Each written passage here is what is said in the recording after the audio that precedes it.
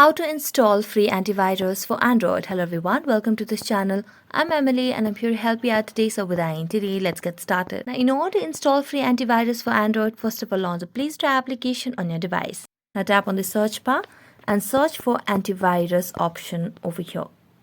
As you search for it, there are different options that are available for you to get downloaded on your Android.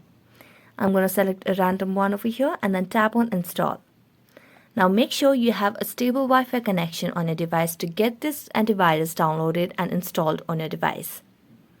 So while it's installing, also make sure that you tap on open as it gets installed on your device, and as you tap on open, it will land us to the antivirus official web site over here.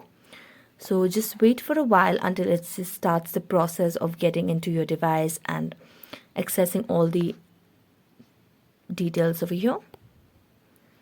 So here you can just select the language, then tap on the check mark, then tap on next, finish.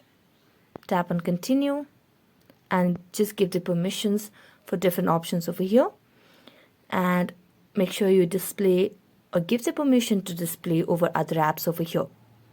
So let's just select for antivirus over here and then display over other apps. Now go back and let's just start with the antivirus app over here and then tap on continue.